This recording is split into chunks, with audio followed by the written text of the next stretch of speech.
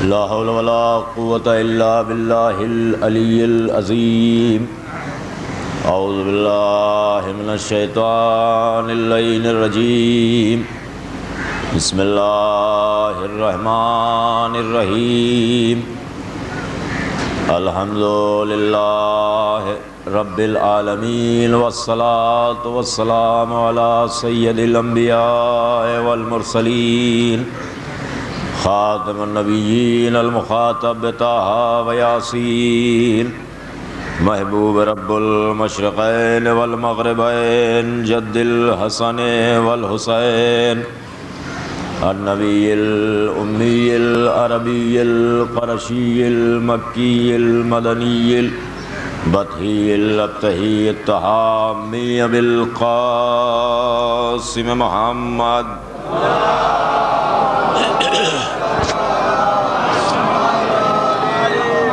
وآله الطيبين الطاهرين المعصومين المظلومين المنتجبين الذين أذهب الله عنهم الرجس وطهرهم تطهيرا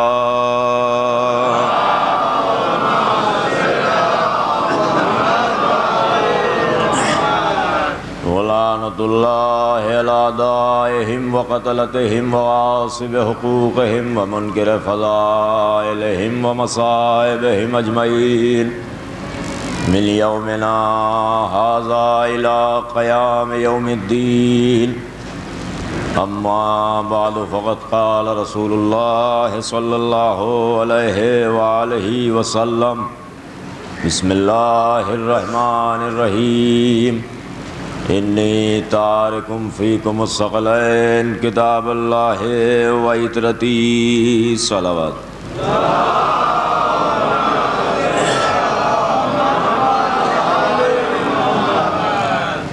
ایک اور صلوات ارشاد فرمائیں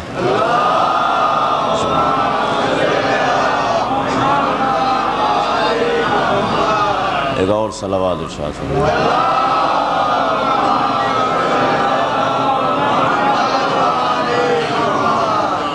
بزرگان ملت، حاضرین گرامی قدر، عزاداران مظلوم کربلا، ماتمداران سید الشہداء، میرے معزز سامعین، اہل بیت کے دوستدار، مستحقین جنت، تمنا معصومہ کونین سلام اللہ علیہ و صلوات اللہ علیہ، آپ حضرات کی خدمت میں نے قرآن و اہل بیت کے موضوع کے تحت مقدمے کے طور پر شب کا بیان پیش کیا، جس کا مفہوم آپ کے ذہنوں میں موجود و محفوظ ہوگا۔ یہ حکم آیا ہے کہ میرا بیان مزید طویل ہو، حالانکہ 1 گھنٹہ 20 منٹ کا بیان تھا شب کا، اور ہمارے حیدر بھائی مومن صاحب اچھی طرح جانتے ہیں کہ میں 1 گھنٹے کی مجلس پڑھتا ہوں، 1 گھنٹے کے اندر ختم کرتا ہوں۔ اب زمانہ بہت فاسٹ ہے، اب کم وقت میں آدمی زیادہ میٹر چاہتا ہے۔ باہر جب آپ نکلیں ہندوستان سے باہر تو ان کا اصول ہے کم وقت میں زیادہ میٹر چاہیے، کیونکہ وقت کی قیمت اس زمانے میں بہت بڑھ گئی ہے، اور افسوس ہے کہ اس زمانے میں بھی اگر آدمی وقت کی قیمت نہیں جانے گا تو کب جانے گا؟ توجہ رکھیے، میں کیا عرض کر رہا ہوں۔ اگر وقت کی قیمت انسان کے ذہن میں نہ ہوتی تو کبھی گھڑی نہ بنتی۔ توجہ رکھیے، میں کیا عرض کر رہا ہوں۔ لیکن گھڑی بنانے والا تھا بڑا مائنڈڈ، اس نے 12 نمبر رکھے، 3 کانٹے رکھے۔ یہ 3 کانٹے، توجہ رکھیں، میں کیا عرض کر رہا ہوں آپ کی خدمت میں، یہ 3 کانٹے 12 کا چکر لگایا کرتے ہیں، یہ 3 کانٹے 12 کا چکر لگایا کرتے ہیں، اور 24 گھنٹے چکر لگا کے اس بات کی کوشش کرتے ہیں کہ ہم 12 سے ٹچ ہو جائیں۔ توجہ رکھیں، میں کیا عرض کر رہا ہوں آپ کی خدمت میں، 24 گھنٹے اس بات کی کوشش کرتے ہیں کہ ہم 12 سے ٹچ ہو جائیں، مگر ہم قربان جائیں گھڑی بنانے والے کے کہ اس نے ان 12 اور 3 میں اتنا فاصلہ رکھا کہ 24 گھنٹے ناچ کے تھک کے مر جاؤ، 12 سے ٹچ نہیں ہو سکتے۔ توجہ رکھیں، میں کیا عرض کر رہا ہوں آپ کی خدمت میں۔ اور اگر خدا نخواستہ یہ کہیں ٹچ ہو جائیں تو اب یہ گھڑی بنی نہیں کہلائے گی، بگڑی کہلائے گی۔ میں کیا عرض کر رہا ہوں آپ کی خدمت میں، بڑی نازک سی بات ہے۔ بھائی دیکھیے، ایک گھڑی کے اندر ہیں، لیکن اگر سوئی کہے کہ ہم نمبر جیسے، میں کیا عرض کر رہا ہوں آپ کی خدمت میں، بڑی نازک سی بات ہے۔ تو ارباب کرم یہ ہے منزل، مگر اب اسے کیا کیا جائے کہ 3 کانٹے چکر لگایا کرتے ہیں مگر نمبر اپنی جگہ نہیں چھوڑتے۔ میں کیا عرض کر رہا ہوں آپ کی خدمت میں، بڑی نازک سی بات ہے۔ تو اور بلند آواز سے صلوات ارشاد فرمائیں۔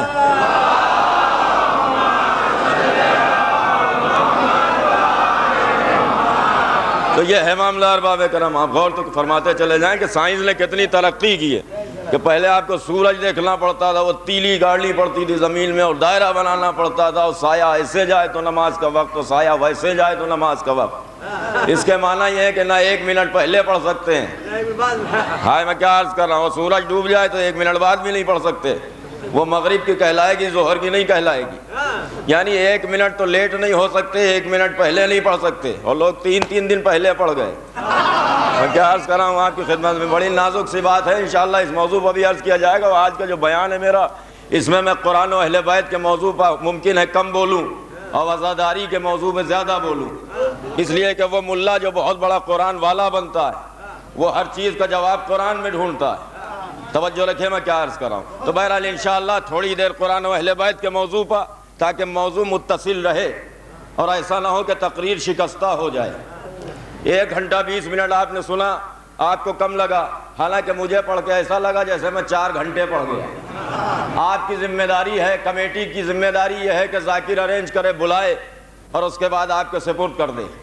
اب وہ بیچاری بلانے والی کمیٹی، اس نے اللہ جانے کتنی زحمتیں جھیلی ہیں ایک ذاکر کو بلانے میں۔ توجہ رکھیں میں کیا عرض کر رہا ہوں۔ حالانکہ اب کا دور بہت اچھا ہے، اب کسی کو جانا نہیں پڑتا، فون کرنا پڑتا ہے، اور فون پہ اگر یہاں 24 بتاتا ہے تو ذاکر وہاں 24 تاریخ سنتا ہے۔ میں کیا عرض کر رہا ہوں آپ کی خدمت میں، بڑی نازک سی بات ہے۔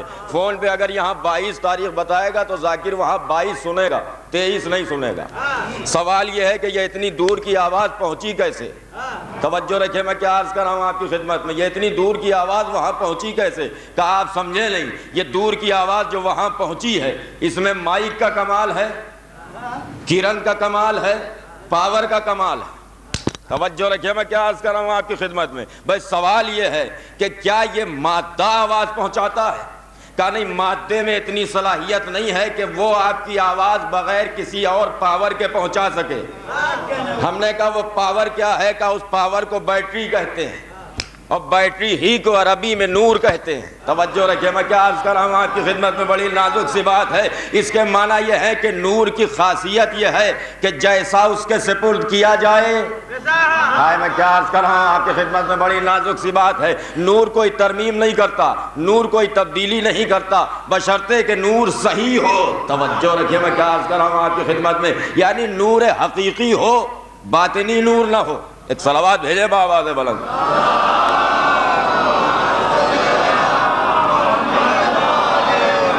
اب آپ غور فرماتے چلے جائیں تو ارباب کرم یہ ہے منزل، تو کمیٹی کا کام ہے ذاکر آپ کا سپرد کرنا، آپ کا کام ہے ذاکر سے پڑھوا لینا۔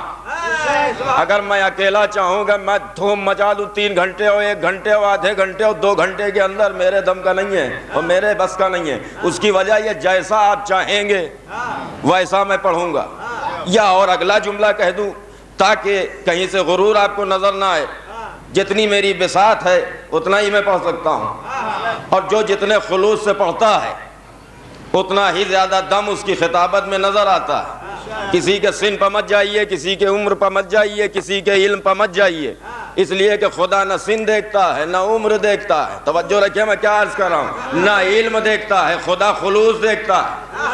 اگر خلوص ہے تو سینکڑوں مرتبہ کی روایت آپ کی سنی ہوئی ہے، موضوع کے تحت ہے، لہذا عرض کر دوں کہ اگر خلوص ہے تو ایک مختصر سا حیوان بھی اگر مکان بنا دے تو قدرت کی نظر میں اتنا قوی ہے کہ بندہ تو دور کی بات جبریل توڑ نہ پائیں، جبریل توڑ نہ پائیں۔ سینکڑوں مرتبہ کی روایت آپ کی سنی ہوئی ہے کہ ایک مرتبہ قدرت نے اللہ اپنے حبیب سے کہا، میرے حبیب اپنا بستر چھوڑ دو، کسی اور کو سلا دو۔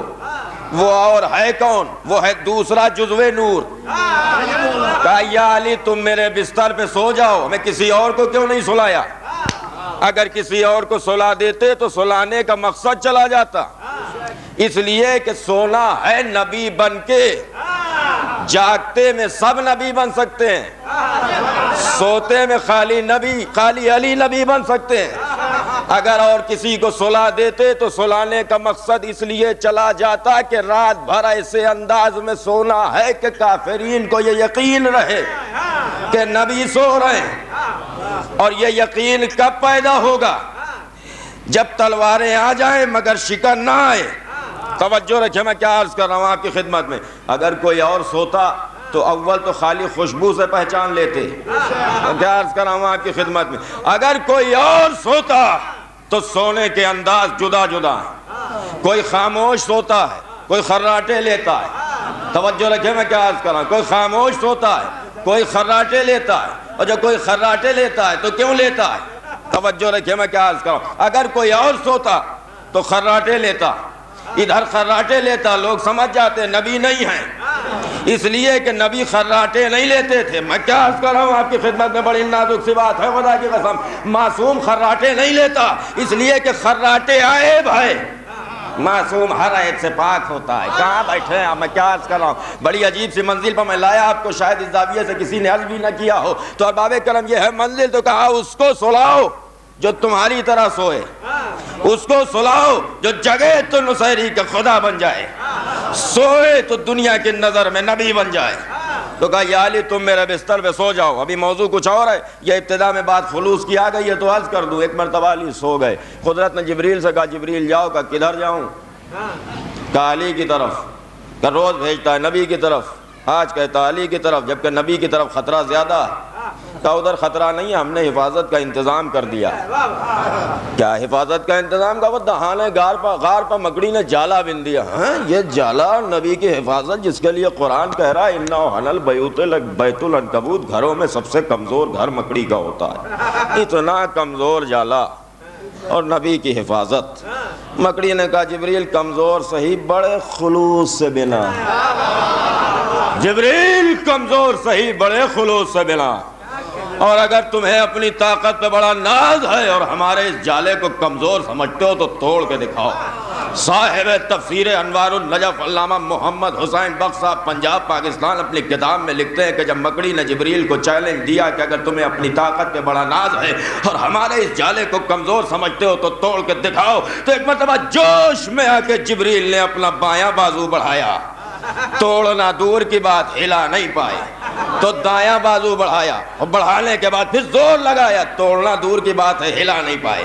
جب جھول گئے تھک گئے تو کہا یا علی مدد، یا علی مدد، یا علی مدد۔ مکڑی نے کہا جبریل اس کی نہیں ہوتی۔ کہا کیوں؟ کہا یہی کہہ کے تو میں نے بنایا ہے۔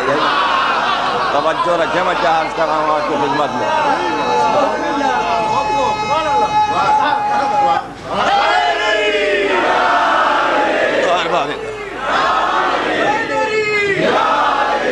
تو خدا خلوص دیکھتا ہے، اگر خلوص کے تحت کوئی عمل کیا جائے تو وہ قابل قبول ہے، اور اگر خلوص نہ ہو تو ابلیس کی عبادتیں بیکار، اس سے زیادہ عبادتیں کون کے؟ بس ارباب کرم یہ ہے منزل، آپ غور تو فرماتے چلے جائیں کہ شیطان حکم الہی کا مخالف تھا اور ساتھ ساتھ معصوم کا مخالف تھا۔ جملہ بدلوں، ایک طرف آیت الہی کا منکر تھا جو زبانی تھی، اور ایک طرف اس آیت کا منکر تھا جو پیکر میں ڈھل کے آئی تھی۔ حالانکہ حقیقت یہ ہے کہ اس آیت کا بھی احترام کرو، اس آیت کا بھی احترام کرو۔ اسی لیے ہم یہ مانتے ہیں کہ نہ قرآن اہل بیت سے جدا، نہ اہل بیت قرآن سے جدا۔ قرآن اگر ملے گا تو اہل بیت کی بارگاہ سے ملے گا، ورنہ اگر کوئی اہل بیت کو چھوڑ کے قرآن لے گا، خدا کی قسم قرآن کو قرآن نہ ثابت کر پائے گا۔ ایک وبا پھیلی ہے کہ فضائل قرآن سے ثابت کیے جائیں، اما یہ کیا معاملہ ہے؟ قرآن اہل بیت کا محتاج ہے، مگر اہل بیت قرآن کے محتاج نہیں ہیں۔ اس کی وجہ یہ ہے کہ اہل بیت پہلے ہیں، قرآن بعد میں ہے۔ میں کیا عرض کر رہا ہوں آپ کی خدمت میں، اگر آپ میرے ساتھ نہ چلے تو بیان میرا بکھر جائے گا۔ اہل بیت پہلے ہیں، قرآن بعد میں ہے، اور اگر اہل بیت کو چھوڑ کے قرآن لیا تو قرآن کو خدا کی کتاب تم ثابت نہ کر پاؤ گے۔ بھائی ہم اور آپ مسلمان ہیں، اس کا کلمہ پڑھتے ہیں، مانے لیتے ہیں کہ یہ اللہ کی کتاب، لیکن جس نے کلمہ نہیں پڑھا وہ کہے گا ثابت کرو کیسے اللہ کا کلام۔ ہائے میں کیا عرض کر رہا ہوں آپ کی خدمت میں۔ اور اگر آپ نے کہا عربی میں ہے وہ اتنی پرانی ہے، تو اس نے کہا اس زمانے میں کسی عرب نے لکھ دی ہوگی، توجہ رکھیے گا۔ اور اگر آپ وہ والی بات کہیں کہ اگر تم اسے ہمارے اور اپنے خدا کا کلام نہیں سمجھتے تو ایک سورہ جیسا سورہ بنا لاؤ، وہ کہے گا کوئی ضروری نہیں ہے کہ بن جائے یا نہ بنے۔ اس نے کہا ہم اس لیے نہیں بنا سکتے کہ کوئی ایک دماغ 1400 برس پہلے پیدا ہوا تھا، اس نے یہ کتاب لکھ دی، اب ویسا برین ہے نہیں تو بن نہیں سکتا، مگر اس بات کا ثبوت کیا ہے کہ یہ خدا کی کتاب ہے۔ اگر کسی تحریر کے بارے میں آپ یہ دعویٰ کریں کہ یہ فلاں صاحب کی ہے تو اس وقت تک ثابت نہ کر پائیں گے جب تک اس کی سائن نہ ہو۔ میں کہاں لے جا رہا ہوں آپ کو؟ اگر قرآن کو خدا کی کتاب ثابت کرنی ہے تو آپ کو سائن دکھانے پڑیں گے۔ مجھے دکھائیے قرآن میں اللہ کی سائن کہاں ہے، سگنیچر کہاں ہے؟ اور یہ جو قرآن آپ کے سامنے ہے یہ نقل ہے، نقلی دستخط کے سامنے، نقل دستخط کے سامنے جب تک اصل دستخط آئے نا اس وقت تک سائن ثابت نہیں ہے۔ بھائی اصلی دستخط سے ملاؤ تو کیسے ثابت ہوگا؟ اور اگر تم نے سائن کہیں دیکھی ہے تو سائن کرنے والا بھی دیکھا ہوگا۔ ہائے میں کیا عرض کر رہا ہوں آپ کی خدمت میں، بھائی سائن کی جاتی ہے ہاتھ سے۔ ہائے میں کیا عرض کر رہا ہوں آپ کی خدمت میں، بڑی عجیب سی منزل ہے، بھائی سائن کی جاتی ہے ہاتھ سے، تو جس نے سائن کرتے دیکھا اس نے ہاتھ بھی دیکھا ہوگا۔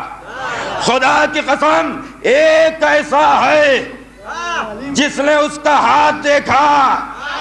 ہائے میں کیا عرض کر رہا ہوں آپ کی خدمت میں، بڑی نازک سی بات ہے، بھائی ایک ایسا ہے جس نے اس کا ہاتھ دیکھا اور وہ ہے جس پہ قرآن نازل ہوا۔ تو کوئی ثابت نہیں کر سکتا، قرآن کو قرآن اور قرآن کو اللہ کی کتاب وہی ثابت کر سکتا ہے جس کی زبان معجزہ ہو، جو کہہ دے وہ ہو جائے۔ اسی لیے میں کہتا ہوں کہ معجز نما کو چھوڑ کے قرآن سمجھا ہی نہیں جا سکتا، اس لیے کہ قرآن خود معجزہ ہے۔ اب معجزے کی شان یہ ہے کہ دیکھا جا سکتا ہے، سمجھا نہیں جا سکتا جب تک خود معجز نما نہ سمجھائے۔ اگر پنجتن پاک کے طفیل نوح کی کشتی بچ جائے تو یہ معجزہ ہے جو دیکھا جا سکتا ہے، سمجھا نہیں جا سکتا۔ اگر نبی آگ میں جائے آگ پھول بن جائے تو یہ معجزہ ہے جو دیکھا جا سکتا ہے، سمجھا نہیں جا سکتا۔ اگر کوئی کمسنی میں غار کے دہانے سے اتنا بڑا پتھر ہٹا دے تو یہ معجزہ ہے جو دیکھا جا سکتا ہے، سمجھا نہیں جا سکتا۔ اگر کوئی دریائے نیل میں راستہ پیدا کر دے تو یہ معجزہ ہے جو دیکھا جا سکتا ہے، سمجھا نہیں جا سکتا۔ اگر کوئی چرخ چہارم پر چلا جائے تو یہ معجزہ ہے جو دیکھا تو جا سکتا ہے، سمجھا نہیں جا سکتا۔ اگر کوئی انگریزوں کو ہاتھوں پر اٹھا کے کلمہ پڑھوا دے تو یہ معجزہ ہے جو دیکھا جا سکتا ہے، سمجھا نہیں جا سکتا۔ اگر کوئی بی بی دیوار کعبہ میں در بنا دے تو یہ معجزہ ہے جو دیکھا جا سکتا ہے، سمجھا نہیں جا سکتا۔ اگر کوئی 3 دن کے سن میں 4 آسمانی کتابوں کی تلاوت کر دے تو یہ معجزہ ہے جو دیکھا جا سکتا ہے، سمجھا نہیں جا سکتا۔ اگر کوئی 2 انگلیوں پر باب خیبر اٹھا لے تو یہ معجزہ ہے جو دیکھا جا سکتا ہے، سمجھا نہیں جا سکتا۔ اگر کوئی اپنے لیے وہاں سے تلوار منگا لے تو یہ معجزہ ہے جو دیکھا جا سکتا ہے، سمجھا نہیں جا سکتا۔ اگر کوئی اپنے لیے وہاں سے لباس منگوا لے تو یہ معجزہ ہے جو دیکھا جا سکتا ہے، سمجھا نہیں جا سکتا۔ اگر کوئی 1 سیکنڈ کے اندر دلہن مردہ دوبارہ زندہ کر دے تو یہ معجزہ ہے جو دیکھا جا سکتا ہے، سمجھا نہیں جا سکتا۔ اگر کوئی مٹی کی دیوار کو دیکھ کے کہے سونے کی ہو جائے اور وہ سونے میں بدل جائے تو یہ معجزہ ہے جو دیکھا جا سکتا ہے، سمجھا نہیں جا سکتا۔ اگر کوئی سروں کے نیزہ پر تلاوت قرآن مجید کرے تو یہ معجزہ ہے جو دیکھا جا سکتا ہے، سمجھا نہیں جا سکتا۔ اگر کوئی ہاتھوں کے دھون کو لال و جواہر میں بدل دے تو یہ معجزہ ہے جو دیکھا جا سکتا ہے، سمجھا نہیں جا سکتا، جو دیکھا جا سکتا ہے، سمجھا نہیں جا سکتا۔ اگر کوئی تصویر شیر کو اصلی شیر میں بدل دے، چلے میرے ساتھ چلے، اگر کوئی تصویر شیر کو اصل شیر میں بدل دے تو یہ معجزہ ہے جو دیکھا جا سکتا ہے، سمجھا نہیں جا سکتا۔ اگر کوئی پانی پر مصلی بچھا دے، چلے میرے ساتھ چلے، میں کیا عرض کر رہا ہوں، اگر کوئی پانی پر مصلی بچھا دے تو یہ معجزہ ہے جو دیکھا جا سکتا ہے، سمجھا نہیں جا سکتا۔ اگر کوئی قوم آگ پہ چل کے گزر جائے، نہیں چلے میرے ساتھ چلے، اگر کوئی قوم آگ پہ چل کے گزر جائے تو یہ معجزہ ہے جو دیکھا جا سکتا ہے، سمجھا نہیں جا سکتا۔ ہمیں جل جائے تو ایک نبی کی سنت، بچ جائے تو ایک نبی کی سنت۔ میں کیا عرض کر رہا ہوں آپ کی خدمت میں، بڑی نازک سی بات ہے، جل جائے تو ایک نبی کی سنت، بچ جائے تو ایک نبی کی سنت۔ تو اس کے معنی یہ ہے کہ معجزے کی شان یہ ہے کہ اس کو دیکھا جا سکتا ہے، سمجھا نہیں جا سکتا جب تک معجز نما خود نہ سمجھائے۔ تو اب پوچھئے کہ محمد کا سب سے بڑا معجزہ کیا ہے؟ جواب ملے گا قرآن ہے تو دیکھا جا سکتا ہے، سمجھا نہیں جا سکتا۔ اگر سمجھ میں آ جاتا تو ذات کو ذات پڑھتے، دال نہ پڑھتے۔ میں کیا عرض کر رہا ہوں آپ کی خدمت، بڑی نازک سی بات ہے، بڑی نازک سی بات ہے۔ چلے تو میرے ساتھ آپ تو یہ ارباب کرم منزل، اور یاد رکھیے گا کہ قرآن مجید ہو اہل بیت کے بغیر نہیں سمجھا جا سکتا، اور اسلام ان دونوں کے بغیر نہیں سمجھا جا سکتا۔ مارکیٹ میں کوئی نیا انسٹرومنٹ آ جائے، ہم پہنچنے کے بعد ہم نے دیکھا اس کا کام کیا، اس نے کہا یہ مقصد ہے، ہم نے کہا ہم خریدیں گے، ہم نے انسٹرومنٹ خریدا۔ مثالوں کے سہارے گفتگو آگے جا رہی ہے، مومنین مجتمع ہو جائیں تو میں اپنی اصل منزل پاؤں کہ ایک مرتبہ وہ انسٹرومنٹ میں نے لیا، جب لے کے چلنے لگا تو ایجنٹ نے ایک کتاب دی، ہم نے کہا یہ کتاب کیا ہے، کہا اس کو گائیڈ کہتے ہیں۔ لے لی میں نے، جیسے ہی باہر نکلا ایجنٹ نے ایک آدمی ساتھ کیا، میں نے کہا یہ آدمی کیا کرے گا، اس نے کہا ایسا یہ گائیڈ بک ہے، ساتھ میں یہ گائیڈ مین ہے، یہ خاموش گائیڈ ہے، یہ بولتی گائیڈ ہے۔ توجہ رکھیے، میں کیا عرض کر رہا ہوں آپ کی خدمت میں۔ تو میں نے کہا یہ کیا کرے گا، کہ پہلی بار آپ لے جا رہے ہیں، آپ کو نہیں معلوم فنکشنز کیا ہیں، تو یہ جا کے سیٹ کر کے بتائے گا کہ کیسے چلتی ہے۔ ہم آنے کے بعد ہم نے کہا کہ تو واپس جا، کتاب سے کام چلا لیں گے۔ ہائے میں کیا عرض کر رہا ہوں آپ کی خدمت میں، ہم نے اس کو واپس کر دیا اور ایک مرتبہ مشین کا پلگ لگایا، اور لگانے کے بعد کسی بٹن پہ ایم لکھا ہے، کسی بٹن پہ پی لکھا ہے، کسی بٹن پہ آر لکھا ہے، کسی بٹن پہ ایف لکھا ہے۔ ہم نے کہا یہ ایم کا کیا مطلب، ایم سے مراد منکی بھی ہوتا ہے۔ توجہ رکھیے، میں کیا عرض کر رہا ہوں، ایم سے مراد مارکیٹ بھی ہے، یہاں ایم سے مراد کیا ہے، ایف سے مراد کیا ہے، آر سے مراد کا ایک بٹن دبایا مشین جانی چاہیے تھی ادھر، جانے لگی ادھر۔ تو ہم نے کہا بھائی انگلش کا معاملہ ہے، ہمیں کمزور انگریزی میں لاؤ، اپنے بھائی سے کہیں وہ یو کے کا پڑھا ہوا ہے۔ ہم نے کہا تو بتا یہاں ایم سے مطلب کیا ہے، آر سے مطلب کیا ہے، پی سے مطلب کیا ہے۔ کہا حضور انگلش جاننا اور بات ہے، حروف رموز پہچاننا اور بات ہے۔ ہاں بیٹھے، میں کیا عرض کر رہا ہوں، حضور انگلش جاننا اور بات ہے، حروف رموز پہچاننا اور بات ہے۔ ہم نے کہا کتاب لا، اس نے کہا کتاب میں کمپنی کی اصطلاحیں لکھی ہیں، یہ ہم نہیں جان سکتے، وہ جانے جس نے کتاب لکھی۔ ہائے میں کیا عرض کر رہا ہوں، یا وہ جانے جس کے حوالے کر کے بھیجی۔ توجہ رکھیے، میں کیا عرض کر رہا ہوں، جب میرا اپنا پیسہ ڈوبتا نظر آیا تو وہی یاد آیا جو ساتھ میں چلا تھا۔ اس کے پاس آنے کے بعد ہم نے کہا بھائی معاف کرنا، ہم نے تمہیں غرور کے عالم میں واپس کر دیا، مگر کیا بتائیں، پہلے کہا تھا کتاب کافی ہے، اب میرا دعویٰ باطل ہو رہا ہے، بغیر تیرے کتاب ناکافی ہے۔ توجہ رکھیے، میں کیا عرض کر رہا ہوں آپ کی خدمت میں۔ اب جو ہم نے اس سے کہا تو وہ چلا مسکراتا ہوا، ہم سمجھے تھے غصے میں چلے گا۔ ہم نے کہا میاں تم کو تو آگ بگولا ہونا چاہیے، تم مسکرا کیوں رہے ہو؟ کہ کمپنی نے پہلے بتا دیا تھا جہاں بھیجے جا رہے ہو بڑے جاہل لوگ ہیں۔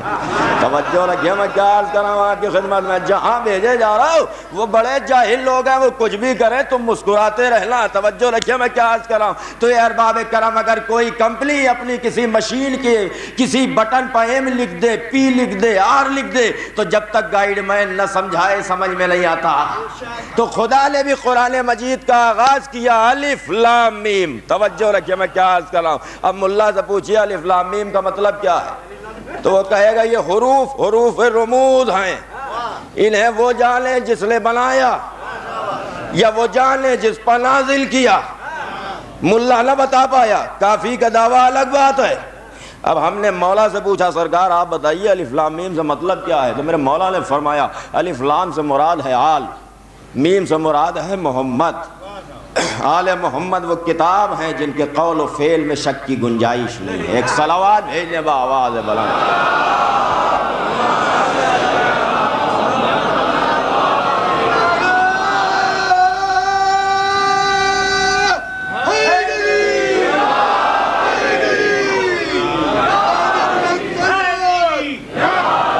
بس اب میں ایک نازک منزل پہ آپ کو لے آیا کہ اسی لیے پیغمبر نے فرمایا کہ دیکھو میں اہل بیت کے سپرد قرآن کر کے جا رہا ہوں، ان دونوں سے متمسک رہنا، کیونکہ یہ دونوں ایک دوسرے سے جدا نہیں ہوں گے۔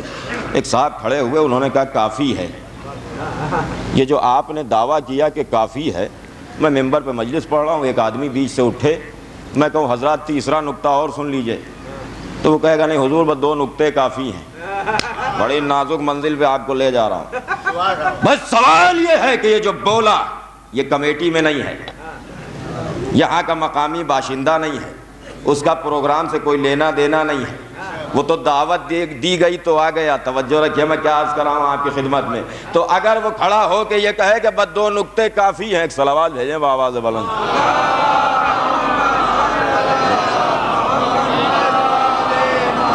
ایک اور بلند آواز سے صلوات ارشاد فرمائیں.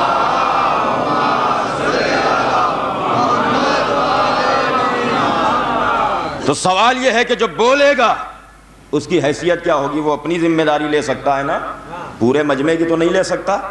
تو یہ پیغمبر نے جب کہا کہ میں 2 گراں قدر چیزیں چھوڑے جا رہا ہوں, تو یہ جو بولا تو کس حیثیت سے بولا؟ ہائے میں کہاں لے گیا آپ کو بھائی. بولنے والا کس حیثیت سے بولا؟ کیا پوری امت کا ذمہ دار تھا؟ بڑی نازک سی بات بھائی, آپ اپنے ذمہ دار ہیں نا, آپ کو پوری امت سے کیا مطلب؟ تو یہ جو آپ بولے تو کس حیثیت سے بولے؟ آپ کو حق کیا تھا؟ اب وہ آپ سمجھے نہیں, نبی کے سسر تھے. شریعت میں رشتہ داری نہیں چلتی. توجہ رکھیے, میں کیا عرض کر رہا ہوں, شریعت میں رشتہ داری نہیں چلتی. جبھی تو کہا گیا حضور آپ ام سلمہ کے بہت جاتے ہیں, آپ کے دہن سے مغافیر. تو آپ نے فرمایا کہ لو آج سے میں شہد چھوڑے دیتا ہوں.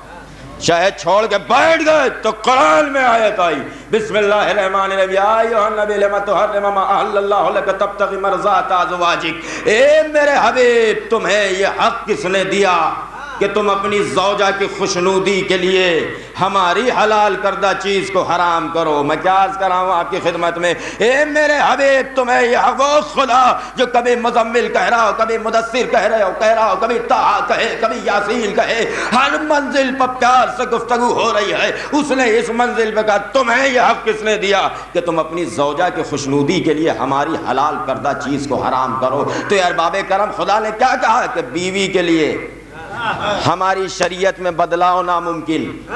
تو خدا نے بتا دیا کہ بیوی تو بول نہیں سکتی, بیوی کا باپ کس حیثیت سے بولے گا؟ توجہ رکھیے, میں کیا عرض کر رہا ہوں آپ کی خدمت میں, بڑی عجیب و غریب منظر. تو کس حیثیت سے بولے, اور ان کی کیا حیثیت تھی جو بولے, اور اس کی کیا حیثیت تھی جو بولی؟ بڑی نازک منزل پر لے جا رہا ہوں کہ پیغمبر مریض ہیں. کتابوں میں لکھا گیا کہ ان محترمہ نے ایک مرتبہ موقع دیکھا اور دیکھتے ہی کھڑکی کھولی, اور کھولنے کے بعد کہا کہ حضور فرما رہے ہیں فلاں نماز پڑھائیں. کسی ایک نے گواہی نہ مانگی کہ 2 گواہیاں لائیے کہ پیغمبر نے آپ سے کہا ہے. ہائے میں کیا عرض کر رہا ہوں آپ کی خدمت میں, بڑی نازک سی بات ہے بھائی, بڑی عجیب و غریب منزل ہے کہ جب یہ زوجہ نبی بولی کہ فلاں نماز پڑھائیں تو کسی نے گواہی نہ مانگی کہ آپ سے کہا ہے, اس کی گواہی کیا ہے؟ اس کا مطلب امت کا مزاج یہ تھا کہ زوجہ نبی سے گواہی نہیں مانگتی تھی, اب بنت پیغمبر سے گواہی مانگتی تھی. میں کیا عرض کر رہا ہوں آپ کی خدمت میں. تو ارباب کرام ان کی کیا حیثیت تھی اور ان کی کیا حیثیت تھی؟ تو یاد رکھیے گا, کسی کے بولنے سے کچھ نہیں ہوتا, قرآن جائے گا کسی کے پاس نہیں. اس کی وجہ یہ ہے کہ قرآن کی آیتیں یہاں سمجھی جا سکتی ہیں, قرآن کی تعلیم یہاں مکمل نہ ہوگی, کیونکہ قرآن وہ کتاب ہے جو وہاں سے آئی تو پڑھائی وہاں جائے گی. الہی یونیورسٹی کے آخری کلاس میں قرآن پڑھایا جاتا ہے. الہی یونیورسٹی وہ یونیورسٹی ہے کہ فرشتوں کو ایڈمیشن نہیں ملتی. توجہ رکھیں, میں کیا عرض کر رہا ہوں, فرشتوں کو ایڈمیشن نہیں ملتی. الہی یونیورسٹی میں جو پڑھے اسے نبی کہتے ہیں, اسے معصوم کہتے ہیں. وہاں پہلے کلاس میں کلمات پڑھائے جاتے ہیں. اب قرآن آپ کے سامنے, میں تشریح کہاں تک کروں گا. پہلے کلاس میں کلمات پڑھائے جاتے ہیں, اور دوسرے کلاس میں صحیفے پڑھائے جاتے ہیں, اور تیسرے کلاس میں ہیں 3 کتابیں.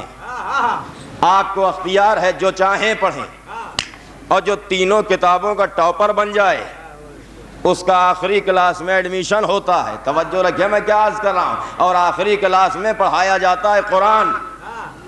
اس کا مطلب جو عالم قرآن ہونے کا دعویٰ کرے, ضروری یہ ہے کہ قرآن بعد میں سنائے, تورات پہلے سنائے, قرآن بعد میں سنائے, زبور پہلے سنائے, قرآن بعد میں سنائے, انجیل پہلے سنائے. اب توجہ رکھیے گا ارباب کرام, اب مجھ سے نہ پوچھیے گا کہ ماں جب کعبے کے نزدیک آئی ہے, آنے کے بعد کہا میرے پالنے والے میری مشکل آسان کر دے. سوال یہ ہے کہ معصوم کائنات میں ویسے نہیں آتا جیسے ایک عام بشر آئے, تو جب وہ کیفیت آنے کی تھی نہیں تو ماں کی مشکل کیا تھی, ماں کی مشکل کیا تھی, ماں کی مشکل کیا تھی؟ بھائی مشکل وہ نہیں تھی جو آپ سمجھتے ہیں. مشکل یہ تھی کہ ابھی محمد نے اعلان رسالت کیا نہیں ہے, عیسیٰ چوک چہارم پر جا چکے ہیں, سیرت ہے مریم کے سامنے, سیرت ہے عیسیٰ کے سامنے. بنت اسد نے دیکھا کہ جب مریم حاملہ تھی تو قدرت نے کہا قبلے سے نکل جاؤ, اور میرا بچہ کہتا ہے قبلے میں جاؤ.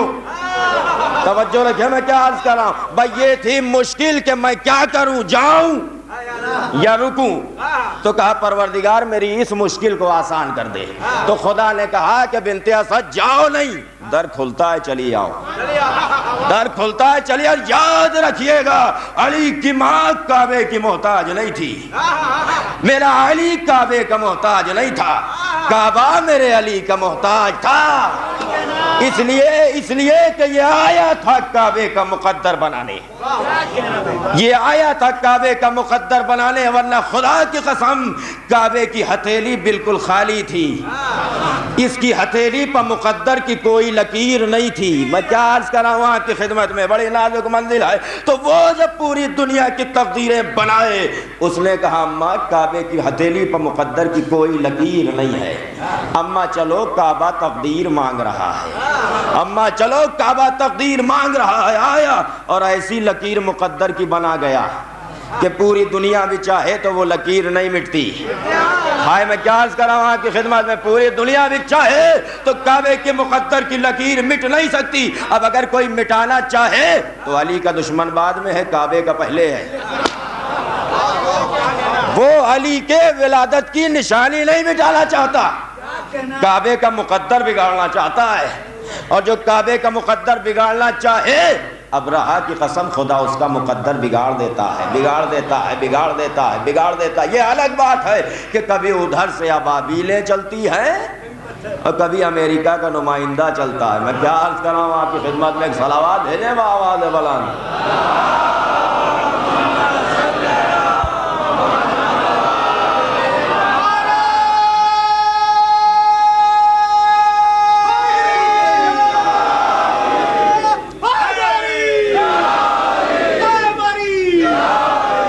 آپ نشان مٹا رہے ہیں، ہم سے کہتے ہیں آپ عرب کا احترام نہیں کرتے۔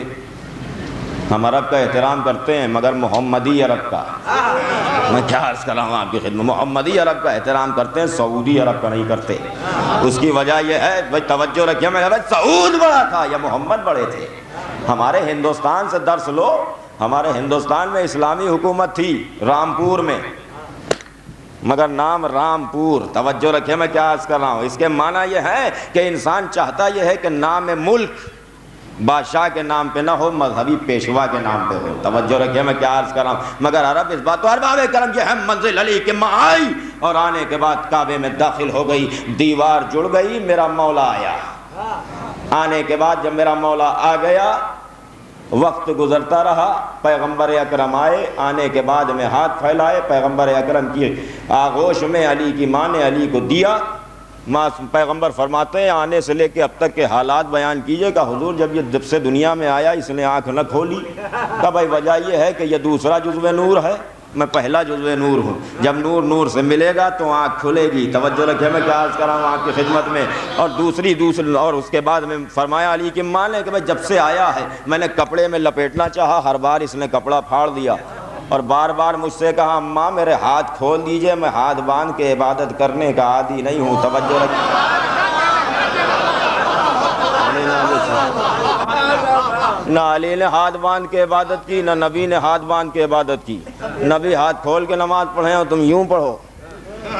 تو جب دن بھر میں دیکھا ہوا 5 مرتبہ کا ہاتھوں کا اشارہ نہ یاد رہا، ہائے میں کیا عرض کر رہا ہوں آپ کی خدمت، دن بھر میں 5 مرتبہ کی دیکھی ہوئی ہاتھوں کی کیفیت جب نہ یاد رہی تو غدیر میں 1 بار کی دیکھی ہوئی ہاتھوں کی کیفیت کیا یاد رہتی؟ بڑی نازک سی منزل ہے ارباب کرم، بس میں تمام کروں تو یہ ہے منزل۔ اور اس کے بعد جیسے ہی نبی نے لیا، پوچھا سرکار کچھ سناؤں؟ کیا سناؤں؟ توریت، زبور، انجیل، قرآن۔ کہا علی تم نے توریت صاحب توریت سے اچھی پڑھی، زبور صاحب زبور سے اچھی پڑھی، انجیل صاحب انجیل سے اچھی پڑھی، قرآن کا حق ادا کر دیا۔ اب اگر دنیا علی کو امام نہیں مانتی تو اتنا تو مانے گی کہ سائنس کہتی ہے جو ماں سوچتی ہے بچے کا ذہن بنتا ہے۔ ہائے میں کیا عرض کر رہا ہوں آپ کی خدمت میں، یہ جینس کا اصول ہے کہ جو ماں سوچتی ہے بچے کا ذہن بنتا ہے، جو ماں سوچتی ہے بچے کا ذہن بنتا ہے، جو ماں سوچتی ہے بچے کا ذہن بنتا ہے۔ بنت اسد کا لال آیا، آتے ہی قرآن پڑھا، جو ماں سوچتی ہے، ہائے میں کیا عرض کر رہا ہوں آپ کی خدمت میں، جو ماں سوچتی ہے بچے کا ذہن بنتا ہے۔ تو اگر علی کو معصوم نہ مانو تو علی کی ماں کو عالمہ قرآن ماننا پڑے گا. نہ ماں سوچتی نہ بیٹا پڑھتا. دوسری مجلس میں بتاؤں گا کہ ماں وہ ہے جو نزول سے پہلے قرآن پڑھے, تو باپ بھی وہ ہے جو نزول سے پہلے قرآن پڑھے.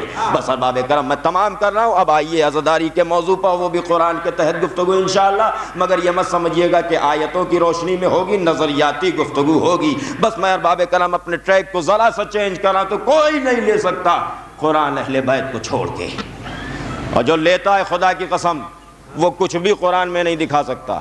ہم سے کہتا ہے تیری عزاداری قرآن میں کہاں ہے؟ ہمیں محرم بعد میں, بقرعید پہلے ہے. مجھے تو دکھا کہ تیرا بکرا قرآن میں کہاں ہے. توجہ رکھیں, میں کیا عرض کر رہا ہوں آپ کی خدمت میں, بڑے نازک سے منزل ہے. مجھے تو دکھا کہ یہ دمبا قرآن میں کہاں ہے. کہاں ہے؟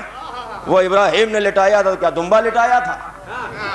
بھائی ابراہیم نے تو بیٹا لٹایا تھا, تو تم بھی بیٹا لٹاؤ تاکہ پتا چلے کہ تم ابراہیم کی سیرت پہ ہو, بیٹا اسماعیل کی سیرت پہ. خدا کی قسم اگر یہ قانون لاگو ہو جاتا تو ایک بھی حاجی دکھائی نہ دیتا, ایک بھی حاجی دکھائی نہ دیتا. بس خالی وہی دکھائی دیتے جو 10 محرم کو کبھی سر کاٹ لیں اور کبھی پشت پر زنجیریں لگا لیں. توجہ رکھیں, میں کیا عرض کر رہا ہوں. تو حقیقی حاجی وہ ہے جو خون مانگا جائے تو دے دے. ہائے میں کیا عرض کر رہا ہوں آپ کی خدمت میں, بڑی نازک سی منزل ہے. اور وہاں بھی نشان موجود تھا. تو پھر کیا ہوا کہ بھائی وہ جناب ابراہیم نے تو بیٹا لٹایا تھا, تو بھی لٹا. جب دمبا لٹایا نہیں تو کیوں لٹاتا ہے؟ کہ وہ اس لیے لٹاتے ہیں کہ ابراہیم نے تو بیٹا لٹایا تھا, مگر قدرت نے دمبا بھیج دیا. ہاں کتنی دیر میں آیا دمبا؟ تو فوراً آ گیا. ہائے ملا تیری قسمت پہ افسوس ہے. توجہ رکھیں, میں کیا عرض کر رہا ہوں آپ کی. ملا تیری قسمت پہ افسوس ہے. بول کتنی دیر میں دمبا آیا؟ فوراً آ گیا. پلک جھپکتے میں ادھر سے دمبا آ جائے مان لیتا ہے, اور پلک جھپکتے میں معراج پر نبی جا کے آ جائے تو انکار کرتا ہے. ہم میں اور تجھ میں فرق یہی ہے, تو دمبے کا آنا مانتا ہے, ہم نبی کا جانا اور آنا مانتے ہیں. اور بابے کرم یہ ہے منزل تو اچھا اس لیے دمبا ہے. اب ایک نازک منزل پر لے چلوں, بزرگ میرے متوجہ رہیں گے, اور میں آپ کا قیمتی وقت ضائع بھی نہیں کرنا چاہتا. کہ مجھے یہ بتائیے کہ دمبا اس لیے لٹاتے ہو کہ وہاں آیا, مگر یہ جو کھال جاتی ہے ادارے میں, یہ کہاں ہے قرآن میں؟ ہائے میں کہاں لے جا رہا ہوں آپ کو خدا کی قسم. مجھے آپ بتائیے کہ آج جو پرچے چھاپے جاتے ہیں کہ قربانی کی کھالیں ہمارے ادارے میں جمع کریں, اس لیے کہ ہمارے ادارے سے دین کا کام ہوتا ہے, حالانکہ اسی ادارے سے دین کی کھال کھینچی جاتی ہے. توجہ رکھیں, میں کیا عرض کر رہا ہوں آپ کی خدمت میں. مجھے بتائیں کہ یہ جو کھال ادارے میں جاتی ہے قرآن میں کہاں ہے؟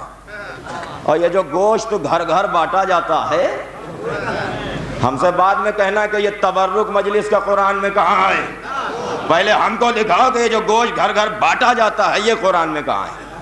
خدا کی قسم آپ کو کسی تفسیر میں آپ مجھے دکھائیں, میں جاہل آدمی ہوں, میں خالی مجلسیں پڑھ لیتا ہوں, علم میرا کچھ بھی نہیں ہے. ہاں اہل بیت کی بارگاہ کا ایک معمولی سا ذرہ ضرور ہوں ان کے در کا, لہذا جو بھی فضائل میرے ذہن میں آپ کے حوالے کر رہا ہوں. تو ارباب کرم مجھے آپ کسی تفسیر میں دکھائیں کہ دمبا آنے کے بعد گیا کہاں. کیا جناب ابراہیم نے اس کا گوشت بستی میں لا کے بانٹا؟ ہائے میں کہاں لے جا رہا ہوں, خدا کے لیے میرے ساتھ چلیے. اگر ایک بھی تفسیر میں آپ دکھا دے تو میں اپنا مذہب و مسلک بدل دوں گا. آپ کو کسی تفسیر میں یہ نہیں ملے گا کہ جناب ابراہیم نے گوشت بانٹا, نہ آپ کو یہ ملے گا کہ کھال ادارے میں گئی. تو سوال یہ ہے کہ جب نہ بٹا نہ کھال ادارے میں گئی تو یہ آیا کیوں؟ میں کیا عرض کر رہا ہوں بھائی, نہ اس کا گوشت کھایا گیا نہ اس کی کھال کہیں گئی, تو یہ آیا کیوں؟ عجب نہیں قدرت جواب دے کہ یہ گیا ہے گواہ کی حیثیت سے. اس کا مطلب گواہ وہ ہے کہ جب گردن مانگی جائے بڑھا دے. ہائے میں کیا عرض کر رہا ہوں آپ کی خدمت میں, چلیں میرے ساتھ چلیں. اے میرے پروردگار, ہم سمجھے نہیں یہ گواہ کیوں؟ تو بھائی وجہ یہ ہے کہ جب باپ بیٹے کو لے کے میدان میں پہنچا تو وہاں کوئی نہیں تھا. ایک باپ اس کا بیٹا, اگر یہ دونوں زندہ واپس آتے تو دنیا یہی کہتی گئے تو تھے مگر ہمت نہ پڑی.